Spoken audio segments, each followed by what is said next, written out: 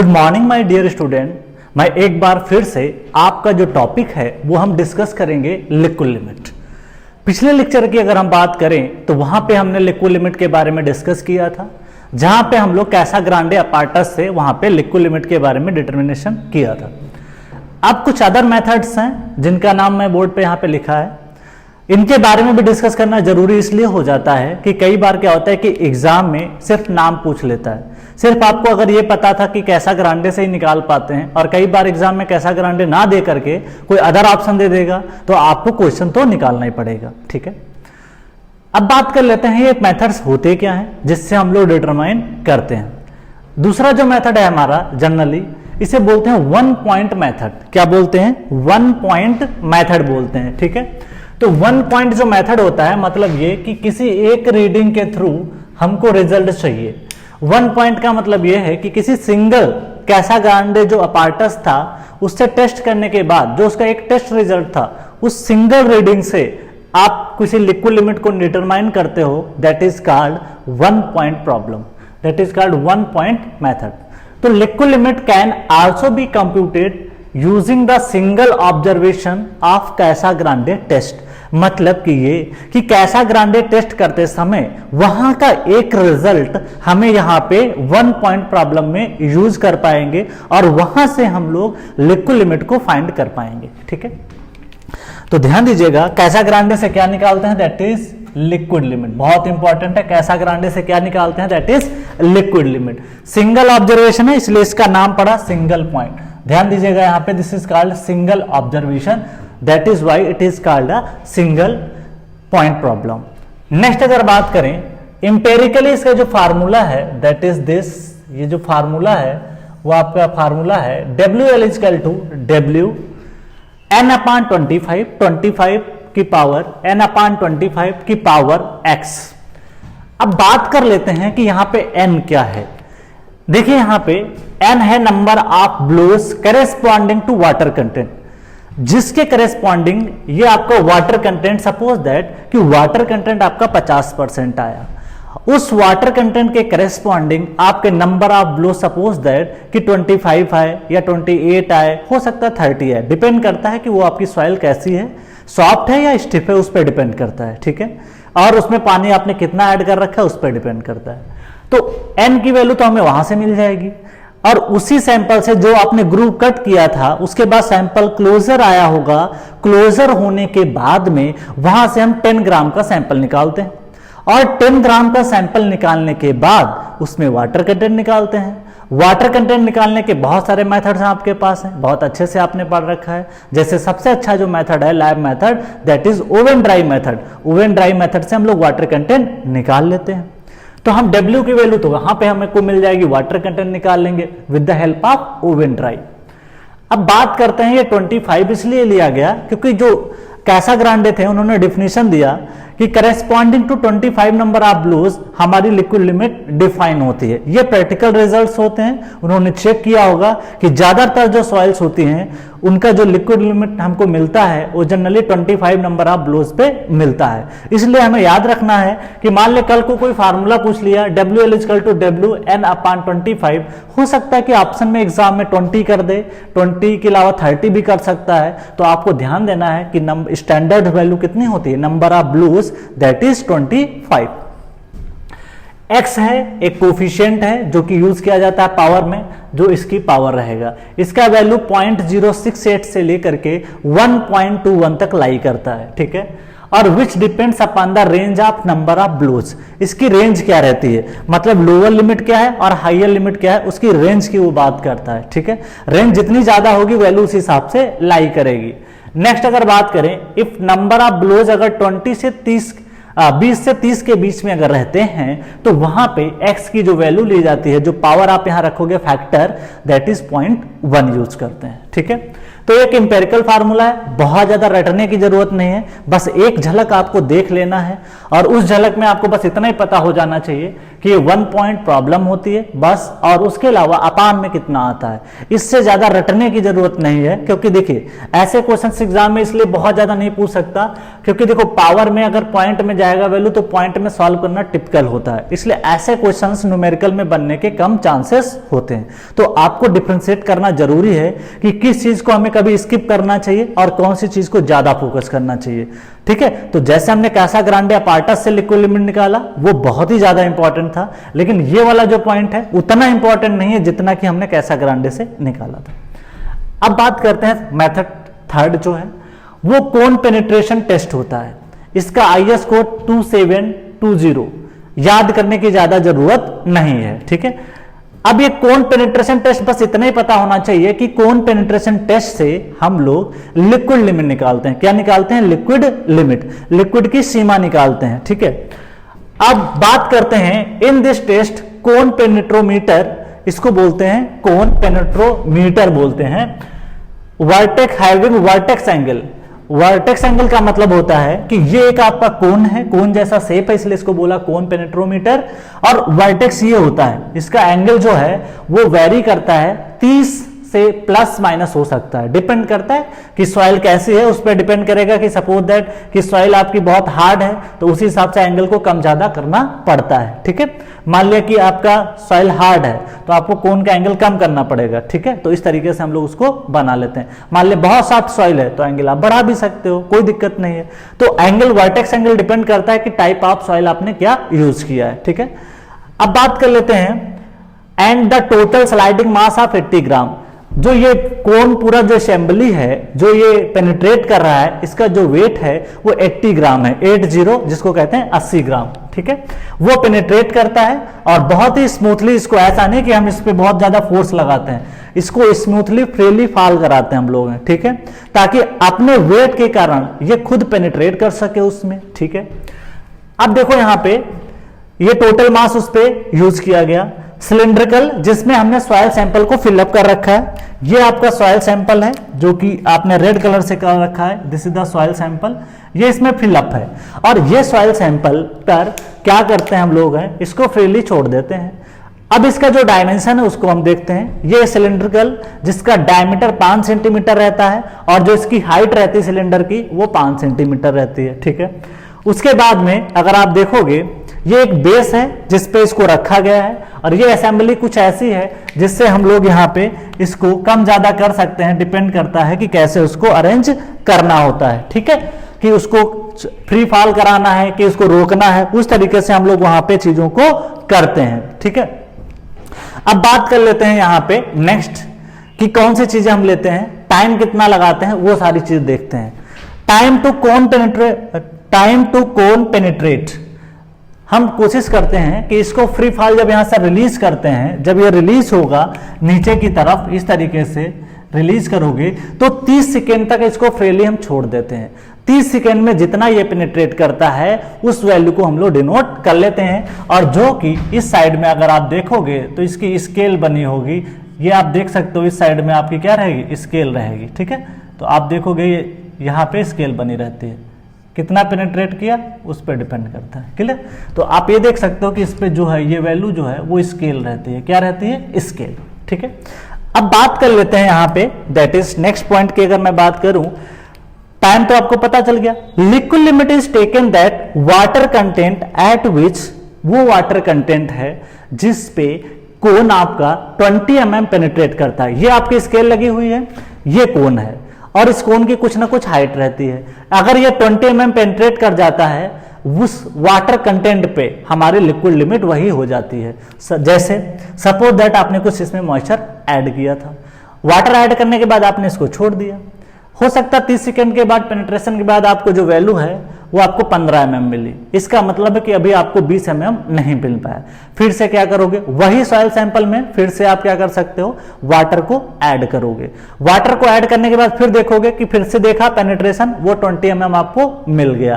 तो उस water content के करेस्पॉन्डिंग जो आपका पेनिट्रेशन आएगा that is called liquid limit. तो आप देख सकते हो liquid limit is taken as water content as which the penetration is gives that penetration of 20 mm in the soil। तो 20 mm आपका जो पेनिट्रेशन होगा, जो कि इस सिलेंडर में आपको हो सकता है कि 20 mm यहां तक आपको वैल्यू मिल जाए, हो सकता है, ठीक है। 20 mm की अगर बात करें तो यहां तक लगभग आएगा, दैट इज 20 mm, ठीक है। तो ये 20 mm अगर आप देखोगे इसमें पेनिट्रेशन हो जाता है। अब बात कर लेते हैं यहां पे, देखो जो इसमें सैंपल लिया जाएगा वो सेम लिया जाएगा जैसे हमने कैसा ग्रांडे में पढ़ा था। कि ऐसे ग्रांडे में क्या पढ़ा था, 120 ग्राम सॉइल लेते हैं, ड्राई रहती है, और उसमें हम लोग वाटर को मिक्स करते हैं। और वो जो सॉइल थी किससे पास हुई थी, 425 माइक्रोन सीप जो साइज रहता है उस पास होनी चाहिए। सेम सैंपल आप यहाँ पे भी यूज कर सकते हो, ठीक है। तो ये तो इसके नाम से हमको पता चल जाता है। अब कुछ ऐसी लिमिट्स हैं जिससे क्लासिफाई करते हैं कि कैसे उसका क्लासिफिकेशन, अगर मैं बात करूं, इसको हेडिंग दे सकते हो, क्लासिफिकेशन की अगर हम बात करें तो यहां पे क्या हो सकता है कि जो वैल्यू कंसीडर आप करोगे क्लासिफिकेशन में, इधर है टाइप ऑफ सॉइल और इस साइड राइट साइड में है आपका लिक्विड लिमिट। मतलब कौन सी ऐसी सॉइल है जिसमें लिक्विड आपका ज्यादा आ सकता है, मतलब जल धारण करने की क्षमता किसमें ज्यादा रहती है और किसमें कम रहती है। कई बार क्वेश्चन बन जाते हैं। देखिए जो ग्रेवल होता है वो नॉन प्लास्टिक रहता है। नॉन प्लास्टिक की अगर बात करें तो इसका मतलब यह हो गया कि इसमें प्लास्टिसिटी बिल्कुल नहीं होती है। मतलब ये अगर सपोज आपका एक स्टोन है, पत्थर है, पत्थर के ऊपर अगर आपने कोई पानी को ड्रॉप कर दिया, ठीक है, पानी ऊपर से आपने स्टोन के ऊपर डाल दिया, तो क्या होगा कि ये जो पत्थर है ये वाटर को एब्जॉर्ब नहीं करता है, वाटर फ्रीली क्या कर जाएगा, गिर जाएगा। इसका मतलब है कि लिक्विड लिमिट जो आपकी स्टोन या ग्रेवल की क्या रहती है, 0 रहती है। मतलब नॉन प्लास्टिक भी इसको बोल सकते हो। उसके बाद में आता है सैंड। सैंड भी आपकी क्या रहती है, नॉन प्लास्टिक। देखिए प्लास्टिसिटी उसी को बोल पाओगे जिसमें कोहेशन होगा, जिसको किसी शेप में आप बना पाओगे, तो that is called non plastic, ठीक है। इसकी कोई लिमिट नहीं होती है, लगभग 0 के आसपास होती है, इसलिए इसको नॉन प्लास्टिक बोलते हैं। नेक्स्ट अगर बात करें तो सिल्ट की जो आपकी लिक्विड लिमिट होती है वो 30 से 40% होती है। कितनी होती है, 30 से 40%। अब ये डिपेंड किस पे करता है कि उसकी लिक्विड लिमिट घटेगी या बढ़ेगी। देखिए सबसे बड़ी चीज ये है कि जिसका साइज सबसे छोटा होगा, पार्टिकल के साइज पे ये चीज डिपेंड करती है। मान लिया कि पार्टिकल बहुत छोटा होगा और उसके वाइट्स जो हैं बहुत ज्यादा होंगे, वाइट का साइज तो छोटा होगा लेकिन नंबर ऑफ वाइट्स ज्यादा होने चाहिए। जब नंबर ऑफ वाइट्स ज्यादा होते हैं तो उसका सरफेस एरिया बहुत ज्यादा बढ़ जाता है। तो जिस सॉइल का सरफेस एरिया ज्यादा होगा उसका मॉइस्चर होल्डिंग कैपेसिटी सबसे ज्यादा होती है। अब बात कर लेते हैं किस सॉइल में ऐसा होता है, किस सॉइल में नहीं होता है। जैसे बात करें जो सिल्ट है और क्ले, तो सरफेस एरिया के दोनों में अगर कंपैरिजन करोगे तो surface area of the clay is very very much. जो क्ले होता है उसका साइज बहुत छोटा होता है तो उसका सरफेस एरिया बहुत ज्यादा हो जाता है। अब ये सरफेस एरिया क्या होता है इसके बारे में हम लोग डिस्कस करेंगे।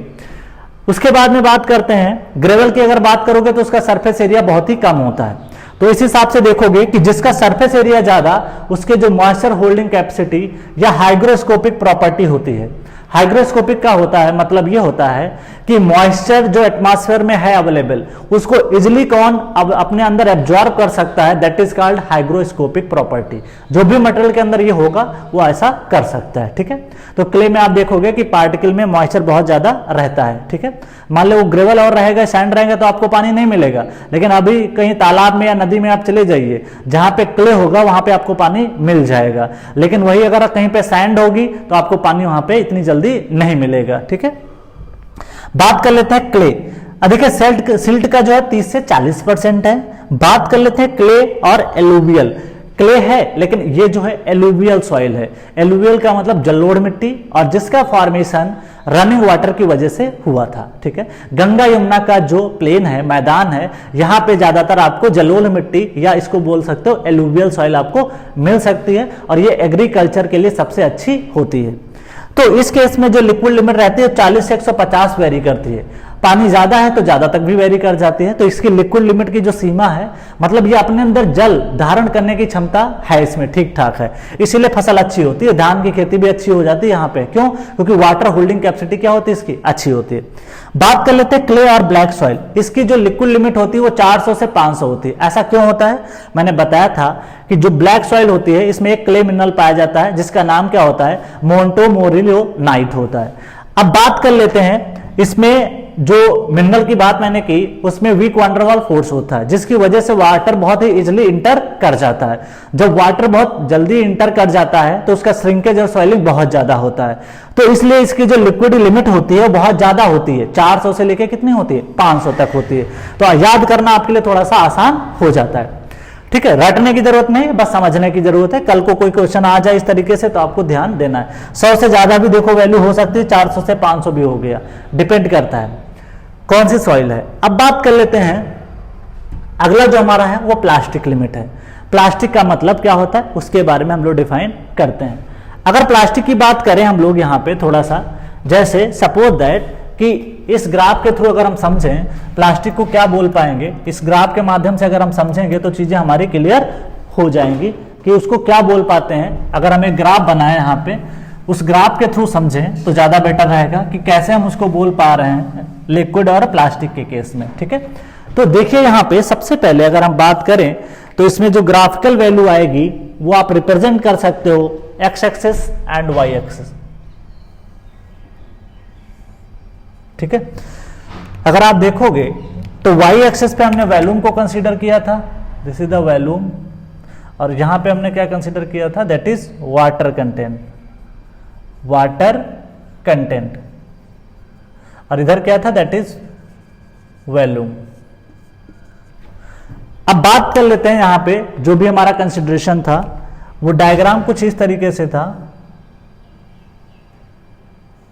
This is the diagram. यहां पे S इज इक्वल टू 1 था, सॉलिड,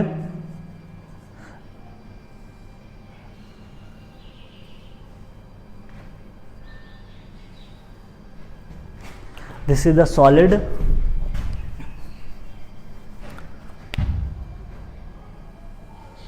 ठीक है, इस तरीके से।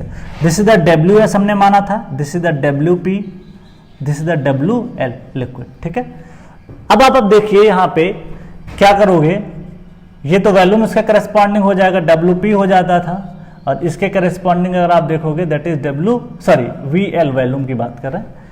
क्लियर? अब देखो यहां पे क्या हो रहा है, मुझे जो डिस्कस करना है वो प्लास्टिक की बात कर रहे हैं। किसकी डिस्कस कर रहे हैं? प्लास्टिक के बारे में। तो आप प्लास्टिक का देखोगे जो रीजन होगा, अगर आप देखोगे ये है प्लास्टिक का रीजन, प्लास्टिक लिमिट यहां से इसके बीच में लाई करेगी। मतलब कि कोई भी सॉइल है जो कि आप देखोगे एंडिंग ऑफ द क्या रहेगा, प्लास्टिक रहेगा, और बिहेविंग लाइक जस्ट आप देखोगे ये जो रीजन है ये किसके किसके बीच में, this is the semi solid, और this is the called plastic stage, this is the liquid stage. अब आप यहां पे देखिए कि ये जो रीजन है, या तो सॉइल आपकी सेमी सॉलिड कंसिस्टेंसी से लेकर के प्लास्टिक तक वेरी करेगी, या ये जो मॉइस्चर आप ऐड करोगे तब ये सेमी सॉलिड से प्लास्टिक की तरह बिहेव करना शुरू कर देगी, या मॉइस्चर को कम करोगे तब क्या होगा, प्लास्टिक से लेकर के ये किधर वेरी करेगी, सेमी सॉलिड की तरफ वेरी करेगी। तो डिपेंड करता है कि आप मॉइस्चर उसमें ऐड कर रहे हो या आप उससे मॉइस्चर को निकाल रहे हो, उस पे ये चीजें डिपेंड करती हैं। अब how to determine the plastic limit, पहले तो डिफाइंड ये करते हैं कि प्लास्टिक का मतलब क्या होता है। वो मिनिमम वाटर कंटेंट, देखिए यहां पे क्या बात लिखी गई है, it is defined as the minimum water content, it is just behave like a plastic material. Plastic material की तरह ये अगर बिहेव करता है तो that is called plastic stage of consistency. Consistency का मतलब ये होता है कि अपना शेप एंड साइज को मेंटेन करना। नेक्स्ट अगर बात करें from determination of point of view, plastic limit को कैसे हम लोग डिटरमाइन करते हैं, क्या उसका प्रोसेस होता है, जिसके बारे में हमको यहां पे देखना है। देखिए यहां पे क्या है कि डिटरमाइन करने के लिए सबसे पहले हम लोग क्या करते हैं, सेम प्रोसेस, जैसे आपके पास 425 माइक्रोन की जो सीप रहती है उसको हम लोग लेते हैं और उससे ड्राई सॉइल को पास करा लेते हैं। ठीक है, सॉइल को पास कराने के बाद उसमें वाटर को मिक्स करते हैं आवश्यकता अनुसार, जैसा आपको चाहिए होता है। हमको निकालना क्या है, प्लास्टिक लिमिट निकालना है। अब हम लोग क्या करते हैं, इसको सबसे पहले एक ग्लास लेते हैं, जैसे सपोज दैट कि आपने एक ग्लास का क्या कहते हैं, suppose that this is the, मान लेते हैं कुछ देर के लिए इस तरीके से ठीक है। इस तरीके से ग्लास का हम लोग क्या लेते हैं, प्लेट ले लेते हैं, क्या ले लेते हैं, glass. This is called glass plate. Glass का एक प्लेट रहता है, ठीक है। सारा प्रोसेसिंग इसी पे करते हैं, जो भी रोलिंग करना होता है, मोल्ड करना होता है, वो हम इसी सरफेस पे करेंगे। मतलब कि सॉइल का अगर हम सैंपल लेके आते हैं तो इसको इस तरीके से अगर आपको किसी डायमेंशन में बनाना होगा, सपोज दैट कि आपको इस डायमेंशन में आपको बनाना, ये सॉइल है जिसको आप रोल कर रहे हो इसके ऊपर इस तरीके से, ऐसे ऐसे आप अगर इस पे रोल करते हो। अब ग्लास क्यों यूज किया गया, इसके पीछे रीजन जानिए। ग्लास इसलिए यूज किया गया कि जो मॉइस्चर है वो रिमूव नहीं होना चाहिए, क्योंकि अगर आपने किसी सरफेस पे किया, सपोज दैट आप लकड़ी के सरफेस पे कर रहे हो या ग्राउंड पे कर रहे होते या किसी और पार्ट पे करते, तो इससे क्या होता कि जो अदर बॉडी है इसके मॉइस्चर को क्या कर लेता, एब्जॉर्ब कर लेता। लेकिन अगर आप ग्लास यूज करोगे तो ग्लास का पार्टिकल मॉइस्चर एब्जॉर्ब नहीं कर पाता है। आप भी देखते होगे कि जो ग्लास होता है उसमें पानी चिपकता नहीं है। तो आप इस हिसाब से देख सकते हो कि इस पे इसलिए हम लोग ग्लास यूज किए, ग्लास प्लेट का, ताकि जो है मॉइस्चर वो रिमूव ना हो सके। क्यों, अगर मॉइस्चर रिमूव हो गया तो आपको पता ही नहीं चल पाएगा कि ये जो लिमिट हमको लिखी गई है यहाँ पे वो कैसे आप बता पाओगे। क्योंकि वाटर कंटेंट अगर चेंज हुआ बनाते समय, सपोज दैट कि आपने जब रोल करे शुरुआत में वाटर कंटेंट सपोज 20% था या 30% था, लेकिन रोल करते करते आपने किसी दूसरे सरफेस पे बना दिया तो पता चला वाटर जो इवेपोरेट कर गया, मॉइस्चर रिलीज हो गया, तो आप देखोगे, या दूसरे सरफेस में चिपक गया मॉइस्चर, तो आप देखोगे कि वहां पे जो मॉइस्चर कंटेंट है वो डिक्रीज हो जाएगा। तो आप सही लिक्विड लिमिट, सही आप प्लास्टिक लिमिट को नहीं बता पाओगे। तो इसलिए ध्यान रखना पड़ता है कि ग्लास पे उसको करना पड़ता है। क्लियर। अब क्या करते हैं, from determination point of view plastic limit is defined as minimum water content. देखिए यहां पे मैक्सिमम की बात नहीं हो रही, इस चीज का बिल्कुल ध्यान देना। वो कम से कम वाटर जिससे आप उसको 3 mm डायमीटर में रोल कर सको विथआउट क्रैक। मतलब कि ये आपको ऐसा पानी ऐड करना है और उसको रोल करना इस तरीके से है, जैसे कि सपोज दैट कि आप कोई चीज बनाते हो, इस तरीके से रोल करना पड़ता है, और जिसका डायमीटर जो रोल कर रहे होते हो उसका डायमीटर 3 mm तक होना चाहिए, विथआउट एनी क्रैक डेवलपमेंट या विथआउट एनी क्रम्बल। क्रम्बल का मतलब होता है कि जैसे उसको आप 3 mm बना रहे हो तो 3 mm बनते समय उसमें कोई क्रैक डेवलप नहीं होना चाहिए। जैसे एज मैं बात कर लूं कि कोई भी बर्तन बनाते हैं हम लोग हैं, कुछ भी बात कर लें, जैसे जो कुम्हार लोग होते हैं वो भी अपने आवश्यकता अनुसार पानी मिलाते हैं ताकि आपकी जो सॉइल हो वो प्लास्टिक लिमिट पे काम कर सके। प्लास्टिक लिमिट पे जब कोई सॉइल रहती है तो वहां पे क्या होता है कि आप कोई भी शेप उसको दे सकते हो। ठीक है, आपको ग्लास बनाना ग्लास बना लोगे, दिया बनाना दिया बना सकते हो, ठीक है, घड़ा बनाना तो घड़ा भी बना सकते हो, जितने पार्ट आप बनाना चाहते हो वो बना सकते हो। लेकिन अगर आपने उसमें पानी कम या ज्यादा किया तो आप उस प्रॉपर शेप को नहीं बना सकते। देख सकते हो कि अगर आप पानी उसमें ज्यादा ऐड करोगे तो लिक्विड लिमिट हो जाएगी, तो उसको जिस शेप में आप ढालना चाहोगे वो ढल नहीं पाएगा। दूसरी बात, अगर आप पानी कम कर देते हो, पानी कम करने से क्या होगा, उसको प्रॉपर शेप में आप नहीं बना पाओगे। सॉइल जो है बहुत ज्यादा स्टिफ रहेगी, जब स्टिफ रहेगी तो आप देख सकते हो कि वहां पे क्रैक डेवलप होने के चांसेस ज्यादा रहते हैं। तो इस तरीके से हम लोग वहां पे निकालते हैं। नेक्स्ट अगर हम बात करें तो ध्यान रखिएगा, एग्जाम में 4 ऑप्शन बना के दे देगा, 3 mm, 4 mm, 5 mm, 6 mm। तो आपको ध्यान देना है कि प्लास्टिक लिमिट निकालते समय कितना होना चाहिए, 3। अब बात कर लेते हैं, याद करने का तरीका भी अच्छा है। पहला स्टेज कौन सा है, सॉलिड है। दूसरा स्टेज क्या है, सेमी सॉलिड है। तीसरा स्टेज क्या है, प्लास्टिक स्टेज है। और प्लास्टिक स्टेज कितने नंबर पे आ रहा है, 3 नंबर पे आ रहा है। तो हमें डायमीटर भी कितना चाहिए, लगभग 3 mm चाहिए। इस तरीके से रिमेंबर कर सकते हो। ठीक है, कोई ट्रिक नहीं है, लेकिन हाँ थोड़ा समझने का तरीका, अगर आप समझ जाओगे कि ये किस स्टेज में आता है, तीसरे में आता है, इसलिए 3 mm डायमीटर में लगभग इसको हम लोग मान लेते हैं। बस याद करने का तरीका, कोई बेसिक कॉन्सेप्ट नहीं है। अब बात कर लेते हैं, यहां ध्यान रखिएगा, विथआउट क्रैक। 4 ऑप्शन बना के मान ले डेफिनेशन फॉर्म में वो पूछ ले, ऐसे बोलेगा कि 3 mm डायमीटर में बना सकते हैं विथ क्रैक। दूसरा ऑप्शन बनाएगा 3 mm diameter thread can be formed without crack, ऐसा भी बोल सकता है। तो आपको ध्यान देना कि विथ है कि विथआउट क्रैक है। तो ध्यान रखिएगा विथआउट क्रैक है, बिना क्रैक डेवलप हुए आप उसको बना ले जाओ। अगला पॉइंट की अगर मैं बात करूं, तीसरा पॉइंट है shear strength of the plastic limit is approximately 100 times that at liquid limit। इसका मतलब ये हो गया कि सपोज दैट कि एक सॉइल यहां पे है इस पे और एक सॉइल इस रीजन में है, तो इस सॉइल के लिक्विड लिमिट में अगर वो रहती है तो आप देखोगे कि वो बहुत ही आसानी से फ्लो कर सकती है, तो वहां पे शियर स्ट्रेंथ लगभग निग्लिजिबल होती है। लेकिन वही सॉइल सैंपल अगर प्लास्टिक स्टेज में है, मतलब उसमें मॉइस्चर अब कम है, तो आप देखोगे कि इस केस में अगर आप देखोगे कि जो सॉइल की स्ट्रेंथ होती है वो 100 गुना ज्यादा होती है as compare to liquid stage. इस चीज को आपको ध्यान देना है। मैं एक बात और बता दूं कि जो आपकी प्लास्टिसिटी होती है ड्यू टू हाइग्रोस्कोपिक वाटर, तो इसमें एक पॉइंट और ऐड कर सकते हैं, that is plasticity in the soil due to hygroscopic water. बहुत इंपॉर्टेंट है, ध्यान दीजिएगा। स्ट्रक्चरल वाटर नहीं होता है और ना ही कोई अदर वाटर होता है। जो हाइग्रोस्कोपिक वाटर होता है, जो भी हमारा मतलब ड्यू टू सरफेस चार्ज की वजह से जो आसपास चिपका रहता है सरफेस पे, उस वाटर की वजह से ही क्या होता है, दैट इज कॉल्ड आपका हाइग्रोस्कोपिक वाटर होता है। ठीक है, इस तरीके से हम लोग बात करते हैं। जैसे घर में आप आटा भी लगाते होगे तो वहां पे आप देखते हो उसमें कुछ वाटर आप ऐड करते हो, कभी वाटर ज्यादा हो जाए कभी वाटर कम होता है, तो आपकी रोटी का शेप जो है वो सही नहीं आता है। तो सेम आप यहां पे भी देख सकते हो कि उसको प्रॉपर शेप देना होता है। नेक्स्ट अगर बात करें, इसकी जो क्लासिफिकेशन है वो ये है, टाइप ऑफ सॉइल है और प्लास्टिक है।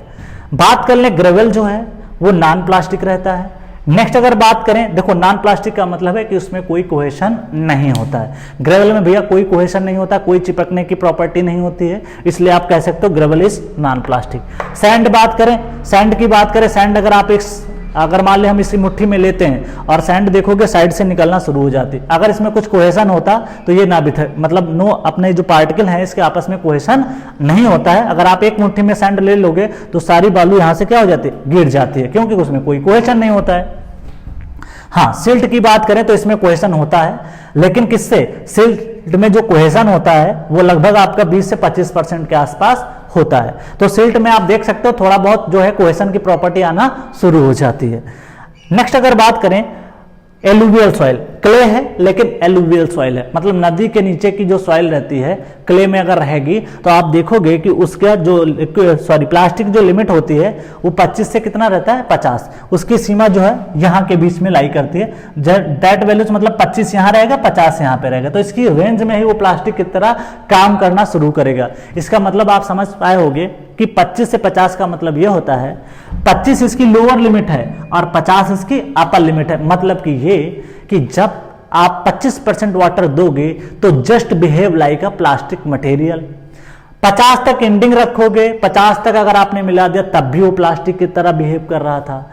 लेकिन जैसे ही क्ले वाले केस में, क्ले वाली सॉइल में 50 से ज्यादा मॉइस्चर करोगे तो आप इंटर कर जाओगे लिक्विड वाले जोन में। तो इस वजह से इसकी एक सीमा बताई गई है जिसको हम लोग रेंज बोलते हैं।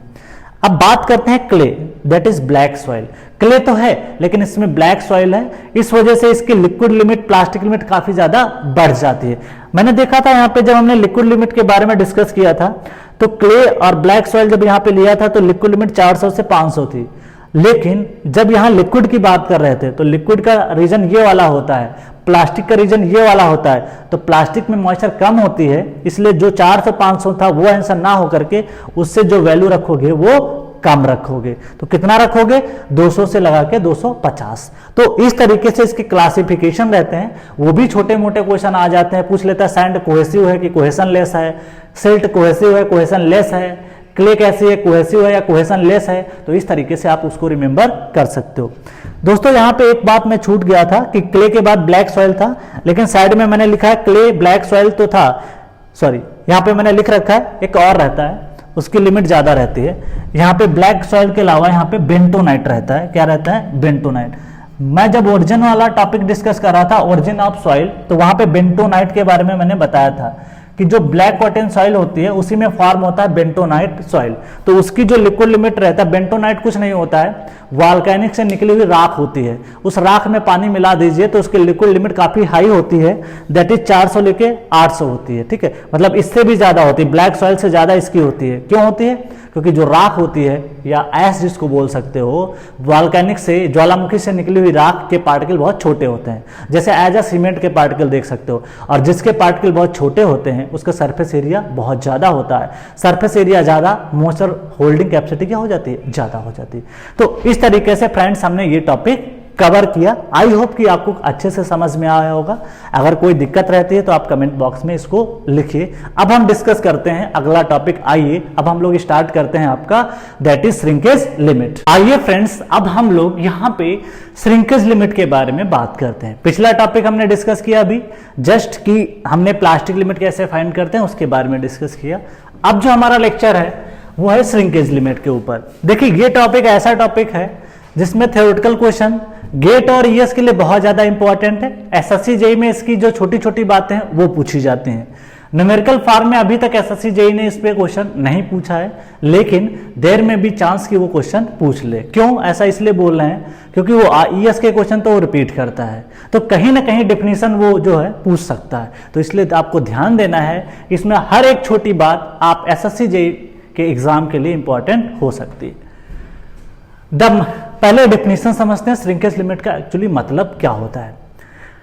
द मैक्सिमम वाटर कंटेंट, ध्यान दीजिएगा यहां पे एक लाइन ऐड करनी है जो ध्यान देना मुझे, maximum water content at which further reduction in water content does not cause, मतलब कि एक ऐसी सीमा, एक ऐसी लिमिट जिसपे आप फर्दर वाटर को अगर रिड्यूस करते हो या वाटर कंटेंट को आप कम करते हो, उसके बाद में उसके वैल्यू में कोई चेंज नहीं आता है, तो उसे हम बोलते हैं श्रिंकेज लिमिट। फिर से एक बार पढ़ते हैं, the maximum water content at which further का मतलब फिर से रिडक्शन करना, इन water content does not cause any reduction in soil volume, तो सॉइल के वैल्यू में कोई चेंज नहीं होता है, इज कॉल्ड श्रिंकेज लिमिट। इसे क्या बोलते हैं? Shrinkage limit. अब बात कर लेते हैं, it is minimum water content at which soil is just comparatively saturation. इसका मतलब समझते हैं, इसको ग्राफिकली आप समझ सकते हो, और इस डायग्राम से हम सारी चीजें एक एक करके क्लियर करेंगे। कैसे? देखिए सबसे पहले हमको यह समझना है कि यहां पे मेथड्स को कैसे निकालते हैं, और ये पॉइंट जो सैचुरेशन हम इसको क्यों बोल पा रहे हैं। तो सबसे पहले इन डायग्राम से समझेंगे तो हमें पूरी कहानी समझ में आ जाएगी। देखिए सबसे पहले ये एक सैंपल है, इसमें आपने वाटर से उसको पूरी तरीके से सैचुरेट, पूरा वाटर उसमें आपने फिलअप कर रखा है। मतलब कि जो सॉइल सैंपल है वो, ये जो स्टेज 1 मैंने लिखा 1, ये आपका सॉइल सैंपल इस वाले पार्ट का है, मतलब इसमें पानी पूरी तरीके से भरा हुआ है। ठीक है, मतलब एक तरीके से देख सकते हो सॉइल में मडी टाइप का है। अब क्या कर रहे हो आप, धीरे धीरे आफ्टर नेचुरल ड्राइंग, एक सॉइल सैंपल है जिसको आपने धूप में रख दिया। धूप में रखने के बाद क्या होगा कि सपोज दैट उसके अंदर जो भी मॉइस्चर होगी, उस मॉइस्चर की वजह से उसका जो वॉल्यूम होगा उसका कुछ ना कुछ तो रिडक्शन बिल्कुल होगा। जो सरफेस पे वाटर होगा समथिंग करके जो भी वाटर होगा तो उसका वॉल्यूम क्या होगा? रिड्यूस होगा। अब सपोज दैट कि शुरुआत में जो स्टेज थी सॉइल की, स्टेज 1 जिसकी मैं बात कर रहा हूं, इस स्टेज में जो उसका वॉल्यूम था सॉइल सैंपल का तो V1 था। कितना था? V1। अब बात कर लेते हैं, यहां पे उस समय जो वेट था वो था आपका W1 था। कितना था? W1। अब बात कर लेते हैं, यहां पे जो ये सॉलिड है और ये वाटर एडअप है। क्लियर? अब बात करते हैं after natural drying. Natural drying से क्या होता है, कुछ ना कुछ मॉइस्चर रिमूव होगा जिसकी वजह से उसका जो वॉल्यूम है उसमें कुछ ना कुछ कॉन्ट्रैक्शन जरूर आएगा। क्यों? क्योंकि जब सॉइल में मॉइस्चर मिला था तो उसकी वजह से सॉइल एक्सपेंड कर गई थी। ठीक है, कुछ ना कुछ एक्सपेंड कर जाती है। जब नेचुरल ड्राइंग होगा तो आप देखोगे कि सॉइल का जो वॉल्यूम है वो क्या हो जाएगा, वहां पे कॉन्ट्रैक्ट कर जाएगा। तो कितना कॉन्ट्रैक्ट होगा उसके बारे में हम लोग देखते हैं। अब देखो ये क्या है, ये जो है एक तरीके का यहां पे वेट है। क्या है? This is the weight. ये वेट ऑफ वाटर है, रिडक्शन इन स्टेज 2। यहां पे देखिए ये स्टेज 2 है और इस स्टेज में कितना वहां पे वेट रिड्यूस हुआ उसके बारे में हम लोग डिस्कस करते हैं। अब आप ये देखिए कि यहां पे पानी है और यहां पे भी क्या है, वाटर है। अब आप ये देखिए कि कितना रिडक्शन हुआ। पहले इसकी स्टेज कुछ यहां पे टोटल थी, शुरुआत में इनिशियल में यहां पे था, रिडक्शन होने के बाद ये यहां पे पहुंच गया, तो कितना रिड्यूस हुआ, ये पार्ट आपका क्या हो गया, रिडक्शन हो गया। तो कितना वेट यहां पे रिड्यूस हुआ वाटर का, उसके बारे में हमको डिस्कस करना है। अब आप ये बताइए यहां पे है क्या, वाटर है, तो हम लोग यहां पे यूनिट वेट आप क्या लेंगे, वाटर लेंगे, गामा W। ऊपर से लेंगे वेट ऑफ वाटर जितना रिड्यूस हुआ होगा divide by volume V1 minus V2।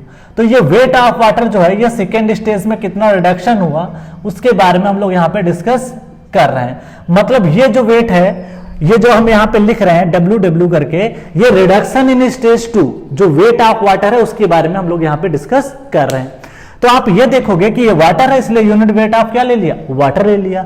अब वॉल्यूम देखो कितना है, शुरुआत में वॉल्यूम क्या है, V1 है, दूसरी स्टेज में वॉल्यूम क्या है, V2 है। अगर मैं V1 में से V2 सब्ट्रैक्ट कर दूंगा तो मुझे ये वाली वैल्यू क्या हो जाएगी, मिल जाएगी। तो इसको मैं V1 minus V2 into gamma W से मल्टीप्लाई कर देंगे तो हमें ये वाली वैल्यू पता चल जाएगी। क्लियर? ये तो नेचुरल ड्राइंग थी, लेकिन अगर मैं इस सॉइल को कंप्लीटली ड्राई करूंगा, कंप्लीटली ड्राई करने के बाद आप देखोगे कि जो भी वहां पे सपोज दैट कि ये भी जो भी आपका वाटर होता है, जब आप उसको कंप्लीटली ड्राई करते हो तो जो वाटर होता है वो फुल्ली वहां से रिमूव हो जाता है। रिमूव होने के बाद जो वाइट्स होते हैं उन वाइट्स में सिर्फ क्या बचती है, एयर बचती है। तो आप देख पाओगे कि इसका जो एयर सिर्फ यहां पे अवेलेबल रहती है। अब बात कर लेते हैं यहां पे क्या वॉल्यूम इसका क्या रहेगा। अब आप ये देखिए यहां पे तो सॉलिड है तो इसकी मैं बात कर लेता हूं, यहां पे मैं डिनोट करता हूं दैट इज Vs, ये तो सॉलिड का वॉल्यूम हो जाएगा। लेकिन जैसे ही आपने वाटर को रिमूव किया तो बचेगा एयर। अब आप यहां पे देख सकते हो V2 बराबर Vd on drawing, on dry condition, dry soil के लिए अगर आप देखोगे तो जब ड्राई सॉइल रहेगी तो उस केस में आप देख सकते हो जितना वॉल्यूम इस स्टेज में रहेगा सेम वॉल्यूम क्या रहेगा, इस स्टेज में रहेगा। ठीक है, अब ये कहानी कहां की हो रही, इसको हम इस डायग्राम से थोड़ा सा समझते हैं। हम लोग यहां पे क्या चल रहे हैं कि सबसे पहले इसमें मॉइस्चर ऐड था, उस मॉइस्चर को रिमूव कर रहे हैं और ये देख रहे हैं कि कितना हम मॉइस्चर मैक्सिमम रिड्यूस कर दें ताकि वो सॉइल आपका उसके वैल्यू में फर्दर कोई रिडक्शन ना हो। इसी को कहते हैं श्रिंकेज लिमिट, मतलब उसके कॉन्ट्रैक्शन की सीमा, उसके बाद में वो बिल्कुल कॉन्ट्रैक्ट नहीं करता है, that is called shrinkage limit. देखिए यहां पे सपोज दैट कि ये आपका देखिए लिक्विड स्टेज में था सॉइल सैंपल, शुरुआत में धीरे धीरे आपने ड्राई किया तो सॉलिड यहां पे आ गया, सेमी सॉलिड में आ गया। फिर आपने कंप्लीटली ड्राई किया तो आप देख सकते हो इधर की तरफ हम लोग चल रहे हैं, जो हमारा एरो है वो हम लोग डिनोट कर रहे हैं इस तरीके से। हम लोग यहाँ राइट से लेफ्ट की तरफ आ रहे हैं, ठीक है, किस वाले डायग्राम में, यहाँ पे। लेकिन यहाँ पे हमने जो इसको डिनोट किया था वो हमने किया था ये लेफ्ट टू राइट, तो इस चीज को आपको ध्यान देना है। ये सैंपल यहाँ की स्टेज का है, ये वाला सैंपल यहाँ की स्टेज का है और ये वाला सैंपल इस स्टेज का है। क्लियर? अब बात कर लेते हैं यहाँ पे सॉलिड और सेमी सॉलिड के बारे में। देखिए जब आप यहाँ पे S=1 है, जस्ट सैचुरेशन के पॉइंट पे जब रहता है that is stage of saturation. अब आप ये देखिए यहाँ पे जैसे ही आप इसके पीछे आओगे बिलो द श्रिंकेज लिमिट, देखिए ये क्या है, this is the shrinkage limit, shrinkage limit SL मैं बोल रहा हूं इसको, shrinkage limit, below the shrinkage limit further no reduction in volume, क्योंकि इसका जो वॉल्यूम रहता है वो कांस्टेंट रहता है, क्योंकि सॉइल अब जो हो गई है वो ड्राई स्टेट में है। जब सॉइल ड्राई स्टेट में रहती है तो उसके फर्दर वॉल्यूम में कोई रिडक्शन नहीं होता है। तो आप देख सकते हो कि this stage called is solid stage. तो यहां पे हम लोग पहुंच चुके हैं सॉलिड वाली स्टेज में। क्लियर? तो यही इसकी होती है। अब श्रिंकेज लिमिट का मतलब क्या हुआ कि यहां से यहां तक पहुंचने में उसका जो भी वाटर कंटेंट रिड्यूस हुआ या जो भी कम होता है वही कहलाती है श्रिंकेज लिमिट। अब इसको कैसे फाइंड करते हैं उसके बारे में यहां पे डिस्कस करना है। श्रिंकेज लिमिट कैसे डिटरमाइन करते हैं उसके बारे में हम लोग देखते हैं। श्रिंकेज लिमिट कुछ भी नहीं है, हमें एक तरीके का मॉइस्चर कंटेंट चाहिए। मॉइस्चर कंटेंट हम निकाल लेंगे कि इस स्टेज में कितना उसका रिडक्शन हुआ, तो स्टेज 2 में हम लोग बात करेंगे। तो water content eight shrinkage limit अगर हम बात करें तो ये स्टेज 2 की मैं बात कर रहा हूं, यहां से यहां तक में कितना चेंज हुआ इस डायग्राम से यहां तक। तो सबसे पहले यहां पे मॉइस्चर देखिए, फिर इस स्टेज में मॉइस्चर कितना आ गया उसके बारे में हमको डिस्कस करना है। अब सबसे पहले यहां पे देखते हैं वेट ऑफ वाटर। देखिए वेट ऑफ वाटर, जो वाटर कंटेंट की डिफिनीशन होती है वो wait of water upon weight of solid होता है। वेट ऑफ वाटर की अगर मैं बात करूं तो पहली स्टेज की अगर मैं बात करूं, फर्स्ट स्टेज, भाई देखिए जब श्रिंकेज लिमिट आप ज्ञात कर रहे हो तो आपको यह देखना पड़ेगा कि यहां पे मॉइस्चर कितना था और यहां तक मॉइस्चर कितना था। सारी स्टेजेस को आपको ध्यान देना पड़ेगा। देखिए पहली स्टेज में सबसे पहले जो उसका वेट था, टोटल वेट, वो था W1। क्लियर? अगर W1 में से अगर मैं इतना वेट अगर सब्ट्रैक्ट करता हूं तो मुझे ये वाली वैल्यू पता चल जाएगी, जो कि ये वाला वाटर होगा वो सिर्फ हमको पता चल जाएगा, दैट इज दिस वैल्यू। ये आपको क्लियर हो गया होगा। W1 में से अगर मैं WD घटा देता हूं तो मुझे ये वाला जो है क्वांटिटी वेट क्या है पता चल जाएगा वाटर। लेकिन फर्दर नेचुरल ड्राई की वजह से आप देखोगे कि ये वाला वाटर क्या हो जाएगा, फर्दर रिड्यूस हो जाएगा। तो आप ये देख पाओगे कि यहां पे जो वाटर है वो और ज्यादा रिड्यूस हो गया। अब कितना रिड्यूस हुआ, जितना आप देखोगे कि V1 माइनस VD तो हमको पता चल गया था, ये वाली वैल्यू यहां से लेकर के ये वाली वैल्यू। अब फर्दर आपको ये और सब्ट्रैक्ट करना पड़ेगा, तब जाके आपको पता चलेगा कि यहां पे मॉइस्चर कितना है। इसका मतलब यह हुआ कि हम लोग जो बात कर रहे हैं ये स्टेज 2 की बात कर रहे हैं। तो यहां पे ध्यान दीजिएगा, स्टेज क्या है, 2 है। ठीक है, स्टेज 2। तो आप देख पाओगे कि V1 minus VD into gamma W, मैं ये वाला वैल्यू यहां पे वेट जो है रिड्यूस कर दूंगा। ठीक है, अपान में जब वाटर कंटेंट की डिफिनेशन पढ़ते हो तो वेट ऑफ सॉलिड होता है। अब हमारे केस में यहाँ पे वेट ऑफ सॉलिड और वेट ऑफ ड्राई क्या है, बराबर है, क्योंकि हमने सॉइल को क्या कर दिया, ड्राई। तो यहां पे लिख सकते हैं दैट इज WD लिख सकते हैं। तो एक सिंपल सा फॉर्मूला है, रटने की जरूरत नहीं है, बस बेसिक फंडा आपके दिमाग में कौन सा होना चाहिए, दिस फंडा, कि सबसे पहले क्या कर रहा है, फिर क्या रिडक्शन हो रहा है, फिर क्या चीजें बदल रही। एक खास बात यहां पे V1 माइनस मैंने V2 किया, लेकिन ड्राई करने के बाद V1 माइनस यहां पे क्या हो जाएगा, VD लिख सकते हो। तो इसका मतलब है कि यहां से यहां आने में कितना चेंज हो गया, शुरुआत से लेकर के यहां तक कितना उसके मॉइस्चर कंटेंट में चेंज हुआ, that is called shrinkage limit. शुरुआत में सॉइल में क्या था, उसके बाद फर्दर मॉइस्चर हम रिड्यूस करते गए और हमने ये देख पता कर लिया कि कहां पे उसका फर्दर वॉल्यूम रिड्यूस नहीं हो पा रहा है। आप मॉइस्चर उसमें से निकाले जा रहे हो, लेकिन एक लिमिट ऐसी आएगी जिसके बाद उसका वॉल्यूम रिड्यूस नहीं होगा फर्दर। ऐसी लिमिट को बोलते हैं, जिस समय वो मॉइस्चर कंटेंट जितना निकल के आता है, that is called shrinkage limit. Generally 20% 30% ऐसे ही निकल के आती है। ठीक है, अब बात कर लेते हैं वाटर कंटेंट एट स्टेज 2। कुछ इंपॉर्टेंट पॉइंट है जो कि इसमें डिस्कस करेंगे। स्टेज 2 में वाटर कंटेंट कितना होगा, अब यहां पे निकालते हैं। देखिए वाटर कंटेंट अगर मुझे निकालना है तो वेट ऑफ वाटर चाहिए अपॉन वेट ऑफ सॉलिड चाहिए। तो वेट ऑफ वाटर अगर मैं इसमें बात करूं तो आप ये देख पाओगे कि यहां पे जो भी हमारा वेट ऑफ वाटर है V2 में से, देखिए यहां पे क्या है, अगर मैं यहां पे मॉइस्चर अगर आप देखोगे तो रिड्यूस हो गया, लेकिन वाटर जो आपका बचा वो सिर्फ इतना बचा। जब वाटर इतना बचा, लेकिन टोटल वॉल्यूम आपके पास यहां पे V2 है, अगर मैं V2 में से VS को सब्ट्रैक्ट कर दूं तो मुझे ये वाला जो है वाटर पता चल जाएगा, तो ये वेट ऑफ वाटर हो जाएगा। अगर मैं इसके यूनिट वेट से मल्टीप्लाई कर दूंगा वॉल्यूम को तो हमें निकल जाएगा यहाँ पे वेट। तो आप देख पाओगे V2 minus VS into gamma W upon that is WS। अब आप यहां पे देख सकते हो कि जो भी वैल्यू है, सपोज दैट कि इस सॉइल में अगर मान लेता हूं कुछ देर के लिए कि ये वॉल्यूम जो है V2 बराबर VD के बराबर है, तो मैं यहां पे पुट कर सकता हूं V2 बराबर VD पुट कर सकता हूं। फिर मैंने क्या किया, इसको मल्टीप्लाई कर दिया, तो यहां पे V2 था, वहां पे मैंने लिख दिया VD, तो VD इंटू गामा W कर दिया।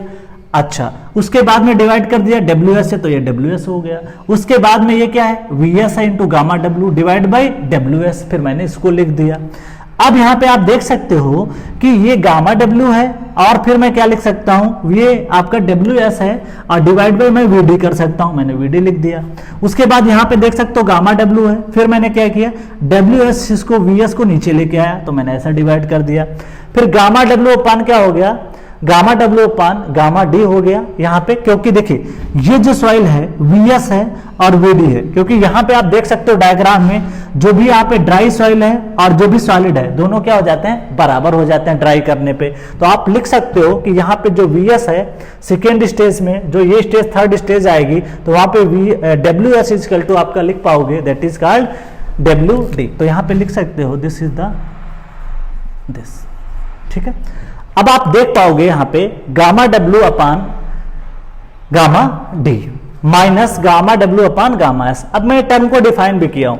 श्रिंकेज रेशियो बहुत इंपॉर्टेंट है क्योंकि एग्जाम में ये आईईएस में 2-3 बार पूछ चुका है कि श्रिंकेज रेशियो क्या होता है। तो it is the ratio of gamma W upon gamma D upon gamma W. तो दो चीजों का रेशियो होता है, ड्राई यूनिट वेट अपान जो भी वाटर यूनिट रहता है वेट, उससे हम लोग डिवाइड कर देते हैं तो हमें पता चल जाता है श्रिंकेज रेशियो।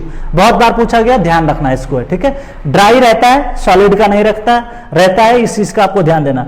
यहां पे देखिए क्या है, एक चीज खास बात यह है कि यहां पे गामा एस है और डिवाइड बाई गामा डब्ल्यू। तो मैंने यहां पे लिखा है specific gravity of the solid that is gamma S upon gamma W that is called specific gravity. तो इसको हम लोग लिख सकते हैं 1 अपान जीएस। ऐसे क्वेश्चन गेट और आईएएस में बहुत ज्यादा पूछे गए हैं, दैट इज वेरी इंपॉर्टेंट। कई बार एग्जाम में ऐसा क्वेश्चन पूछ रखा है, लेकिन अगर आपको ये बेसिक फंडा क्लियर है तो फिर आपको कोई दिक्कत नहीं आएगी। कई बार क्वेश्चन तो इसी पे आ जाता है, क्या बोलता है कि शुरुआत में इसका वेट दे देता है, ड्राई वेट दे देता है, वॉल्यूम में रिडक्शन बोल देता है कि शुरुआत में 500 ml था, बाद में 300 बचा। सीधे फार्मूला पुट करोगे, याद आएगा। रटना नहीं है, समझ लेना है, कहने में मतलब बेसिक फंडा आपका क्या था उसको आपको ध्यान देना है। तो ये फार्मूला आपके लिए स्टार है for GATE IAS SSC JEE के लिए, बहुत ज्यादा इंपॉर्टेंट है, क्लियर। लेकिन इससे ज्यादा ये डिफिनीशन इंपॉर्टेंट है, ये बहुत ही छोटी डिफिनीशन है लेकिन पूछने के लिए इंपॉर्टेंट है। आपको ऑप्शन में श्रिंकेज रेशियो भी दे देगा, स्पेसिफिक ग्रेविटी भी दे देगा, लेकिन आपको ध्यान देना जब ड्राई की बात करेगा, सॉइल आपकी इस स्टेज में पहुंच चुकी है, ड्राई स्टेज में, तो आपको गामा डी रखना है, क्लियर। अब बात कर लेते हैं श्रिंकेज रेशियो। क्या होता है श्रिंकेज रेशियो? देखो रेशियो है, इसका मतलब दो चीजों का क्या होगा, रेशियो है। It is defined as volume change in soil above. Volume change in soil का मतलब यह है कि सबसे पहले जो आपका वॉल्यूम है, suppose that this is the, अगर मैं बात करूं, दिस इज द वॉल्यूम आपके लिए गए हैं शुरुआत में, जो भी वैल्यू आपने V2 है, दिस द V1 है, ठीक है, दिस इज द ड्राई है, क्लियर। अगर आप देखोगे कि यहां पे कि जो वॉल्यूम में चेंज हुआ, सॉइल आपकी यहां पे थी, उसके बाद इसके वॉल्यूम में रिडक्शन हुआ नेचुरल ड्राई और ओवन ड्राई की वजह से। जब ड्राई कर गई तो उसके वॉल्यूम में रिडक्शन हो गया। तो ये क्या कहता है, volume change in soil above shrinkage limit. ध्यान दीजिएगा, ये है आपकी shrinkage limit, this is the shrinkage limit, this is the point of shrinkage limit. इसके ऊपर जितना वॉल्यूम में चेंज हुआ, चेंज कितना हुआ होगा, V1 माइनस V2। तो मैंने क्या लिख दिया, V1 माइनस V2। VD क्यों लिया, क्योंकि ये VD एक कांस्टेंट वैल्यू है जो कि फिक्स वैल्यू है, इसलिए मैंने क्या किया यहाँ पे, that is shrinkage limit expressed in percentage. तो volume change in soil above shrinkage limit expressed in percentage. Percentage में लेने के लिए कोई भी चीज अगर होगी तो सपोज दैट कि V1 माइनस V2 अपान करना पड़ेगा, क्योंकि चीजें अगर आप परसेंटेज में रिप्रेजेंट करते हो तो उसके अपान में भी कुछ ना कुछ डिवाइड होना चाहिए, इसलिए हमने जो डिवाइड किया वो VD से किया, क्योंकि VD value is constant and fix. Expressed in percentage of dry volume per unit change in water content above the shrinkage limit. अब देखो श्रिंकेज रेशियो का मतलब कुछ भी नहीं है कि हम कितना मॉइस्चर कंटेंट को चेंज करते जाएं, कम या ज्यादा करते चले जाएं, फिर उसके वॉल्यूम में क्या चेंज होता है, that is called shrinkage ratio. अब रेशियो का नाम दे दिया, इसलिए मैंने दो चीजों को रेशियो में डिनोट कर दिया। इसलिए यहां पे देख सकते हो इसका जो फार्मूला बनता है V1 minus V2 divide by VD, divide यहां पे करोगे W1 माइनस W2। मतलब इस मॉइस्चर कंटेंट से आप इधर की तरफ आ रहे हो तो उसके करेस्पॉन्डिंग जो वॉल्यूम है V1 रहेगा, तो मैंने यहाँ W1 के करेस्पॉन्डिंग V1 रहेगा, W2 के करेस्पॉन्डिंग V2 रहेगा, और सॉलिड के करेस्पॉन्डिंग क्या रखोगे, VD रखोगे। फिर मैं क्या कर सकता हूं, अगर कोई कंडीशन ऐसी बन जाए कि सॉइल आपकी जस्ट यहां पे आ चुकी है, तो आप W2 की जगह पे, सॉइल यहां पे पहले थी, बाद में आपने जब उसको ओवन ड्राई किया तो W2 कन्वर्ट हो गया WS में, तो आप देख सकते हो कि यहां पे V1 कन्वर्ट हो जाएगा। V1 जो V1 ही रहेगा शुरुआत में है जो वॉल्यूम, लेकिन जो VD है, जो V2 है, वो VD में कन्वर्ट हो जाएगा। तो आप लिख सकते हो V1 minus VD upon VD divide by, जहां पे W2 है वहां पे आप क्या लिख सकते हो, WS इंटू 100। इस तरीके से इसके फार्मूला हो जाता है, रटना नहीं, समझना है कैसे, बस इसी डायग्राम को ध्यान देना है। V1 minus V2 divide by VD कर देना है, और कहां से कहां तक मॉइस्चर कंटेंट चेंज हुआ उसको आपको ध्यान देना है, ठीक है, रटना नहीं है। एक तरीके का ये स्लोप ही है, ठीक है, एक तरीके का क्या हो जाता है, स्लोप। ठीक है, थीटा। अब बात कर लेते हैं वॉल्यूमेट्रिक श्रिंकेज क्या होता है। सिर्फ उसने बात किया वॉल्यूमेट्रिक श्रिंकेज। अब वॉल्यूमेट्रिक श्रिंकेज का मतलब होता है कि उसके वॉल्यूम में कितना चेंज हुआ होगा। शुरुआत में सपोज दैट सॉइल का वॉल्यूम है 1000 ml था, लेकिन जैसे ही उस 1000 सेंटीमीटर क्यूब होगा, ml की बात नहीं कर रहे, 1000 सेंटीमीटर होगा, कुछ देर के बाद उसका जो है ड्राई करने के बाद पता चला 500 600 रहा, तो आप 1000 सेंटीमीटर माइनस जो भी है करोगे 500 कर दोगे, डिवाइड बाय 500 कर दोगे, तो आपको पता चल जाएगा कि वॉल्यूमेट्रिक श्रिंकेज उसका कितना हुआ, मतलब सिर्फ वॉल्यूम में कितना उसका चेंज हुआ, तो that is called volumetric shrinkage. तो इस तरीके से ये टॉपिक जो है आपका वेरी वेरी इंपॉर्टेंट है। अगला जो टॉपिक है वो इससे भी ज्यादा इंपॉर्टेंट आने वाला है। क्या? उस पर हम लोग डिस्कस करेंगे कंसिस्टेंसी फार्मूला क्या होता है इंडेक्स का, उसके अलावा लिक्विडिटी इंडेक्स क्या होता है, उसके बाद प्लास्टिसिटी इंडेक्स क्या होता है। तो काफी ज्यादा इंपॉर्टेंट क्लास है, आईईएस गेट सब में पूछा जाता है। तो फ्रेंड्स ये क्लास आपकी आज श्रिंकेज लिमिट हमने देखा, प्लास्टिक लिमिट देखा और लिक्विड लिमिट की कुछ बातें थी जिसके बारे में हमने डिस्कस किया। तो फ्रेंड्स आज के लिए इतना ही। Thank you all of you and happy learning.